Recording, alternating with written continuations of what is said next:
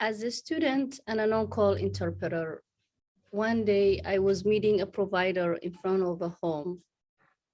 I met the provider, we knocked at the door, and someone opened the door for us and called down the person from upstairs. We were sitting on the sofa when the woman arrived. As an interpreter, I introduced myself and the provider. The woman's child is suspected of developmental delay and so was referred out to a specialist by his provider. Once I started to ask about the targeted child, the mother asked us to leave her home. I was in shock and did not know what to do, but ended up interpreting what the client's mother was saying to the provider. I left for the day to my 9-to-5 job and came back home that evening.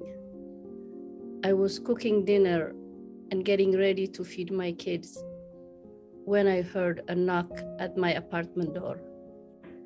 I opened the door and it was the woman I visited this morning who kicked us out of her home. I was surprised and did not know what to do. So I invited her in, and now she was sitting in my living room. She started to ask me questions like, why were you at my home? Why the provider needed to see the child? And who gave you my information? I had no answer. I let her know that I will find out in a couple of days. So I gave her my number. The next day, I called the provider to get clarifying information about the questions the client's mother wanted to know.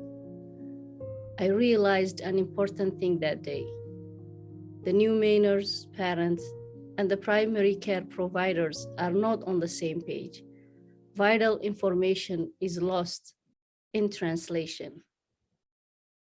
I was never the same in my personal life and with my career choice after that.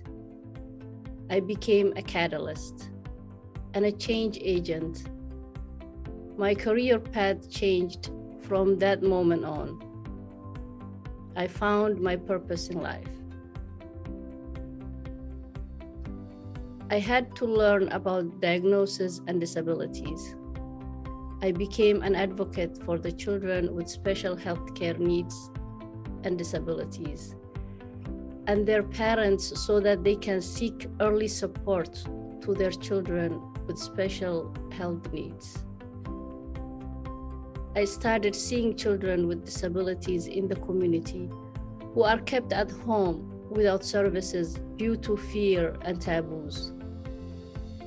I feel that parents have the right to know about the special needs of their children, but also need time to grieve on their own with the new diagnosis.